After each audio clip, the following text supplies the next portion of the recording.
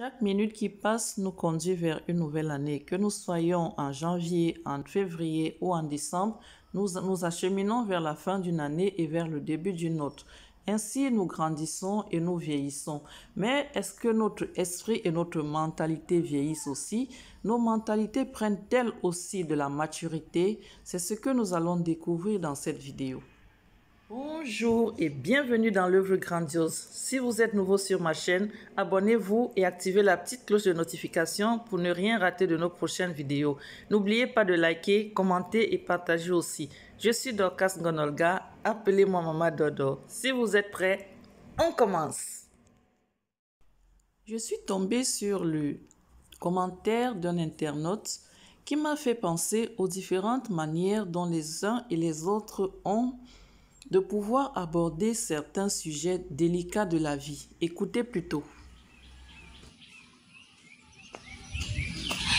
Ta vilaine maison là. En fait, quand j'ai vu le commentaire là, je me suis dit, mais attends, lui, il a construit combien de maisons depuis qu'il est né? Il habite où? Dans une villa où... Bon, bref.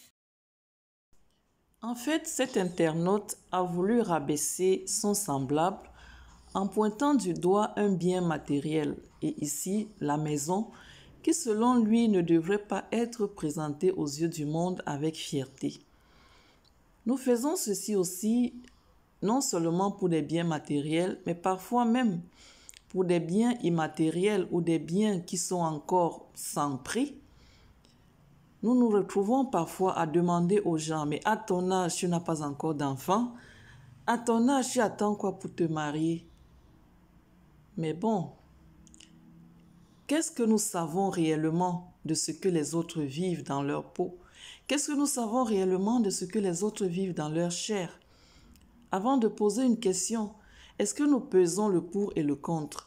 Est-ce que nous essayons de nous mettre à la place de celui à qui nous allons poser cette question? Mais laisse-moi te dire un truc, hein. Laisse-moi te dire un truc. Je suis fière. Je suis fière. Cette maison-là, tu vois, non? Cette maison que tu vois en planche là, je suis fière de cette maison. Elle a été construite par mon père, tu comprends? Et si mon père m'a mis à l'école, c'est parce qu'il sait que je ferai mieux que ça. Il sait que je vais l'arranger un jour. Donc, pas la peine de dire ta vilaine maison là, parce que tu vois, c'est une maison. Moi, je m'assume. J'assume mes TikTok ici. Il y a des gens qui ont honte de faire les TikTok dans leur maison, en planche. Moi, je n'ai pas honte. Je suis fière parce qu'au moins j'ai un toit. Je ne dors pas dehors. Je suis venue un jour chez toi pour dire que je n'ai pas d'endroit où dormir. Je suis venue un jour chez toi te demander le logement. Non. Donc, ton commentaire, garde-le bien. On se reverra dans 5 ans. Tu comprends, non? Je dis bien dans 5 ans, on se reverra. Ta maison là. Oui, oui, ma maison là. Oui, comme tu peux constater. Ma maison là. Aujourd'hui, je n'ai pas envie de crier. C'est même la chance que tu as eue. Je n'ai pas envie de crier aujourd'hui. Je ne suis pas d'humeur. Et ce genre-là qu'on va mal répondre, on va venir dire, oh, Ikafa, oh, Fleur a fait ceci, Fleur quoi. Ce genre de commentaires-là, ta vilaine maison. Tellement que toi, tu as une belle maison. Tu as vraiment eu la chance, hein. Tu as vraiment eu la chance que je ne suis pas d'humeur. Parce que les mots que j'allais sortir de ma bouche, je pense que tu allais me chercher dans Libreville pour me bastonner. Tu sais, j'aime pas les problèmes, mais j'aime le respect. Moi, j'aime le respect. En tout cas, vis bien. En tout cas, moi, je ne peux que féliciter la petite Fleur Ikfa pour sa réponse pleine de sagesse.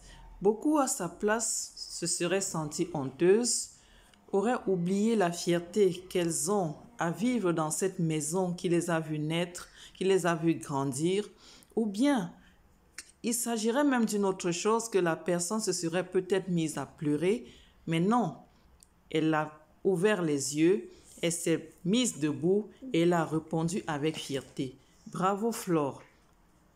Par cette vidéo, j'aimerais tout simplement dire à tous ceux-là qui pourraient avoir une mentalité aussi rétrograde que celle de cet internaute, que les hôpitaux, les prisons et même certains cimetières peuvent avoir de très belles architectures. Mais savons-nous combien de fois nous avons prié ou combien de personnes en ce moment même sont en train de prier pour sortir de ces lieux très luxueux pour eux?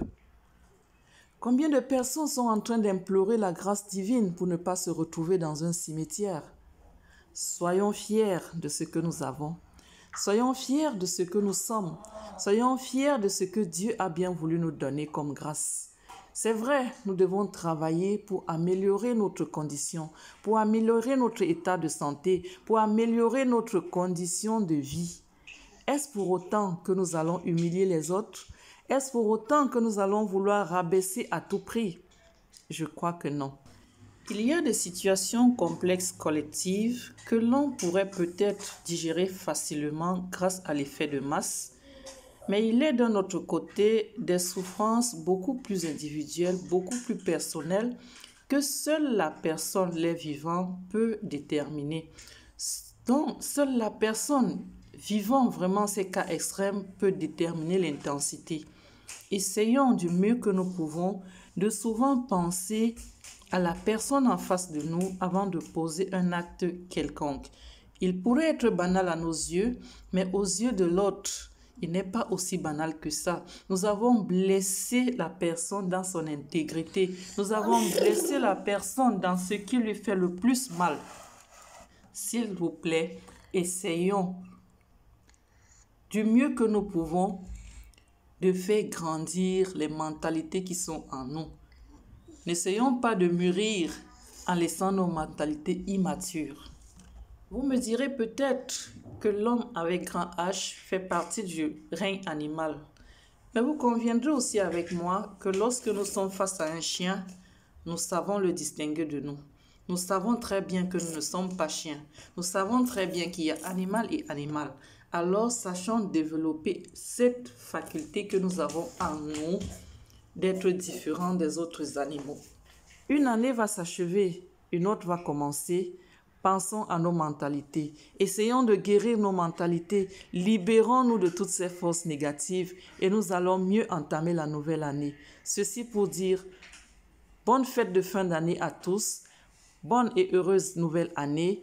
Que nos mentalités soient remplacées par de nouvelles mentalités, celles-là qui pousseront autrui vers l'avant et n'essayeront pas toujours de l'enfoncer.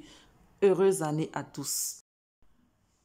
Que l'année nouvelle soit plus belle, qu'elle nous apporte la santé, la prospérité, le bonheur que nous souhaitons et surtout qu'elle soit riche en couleurs. N'oubliez pas, vivons bien.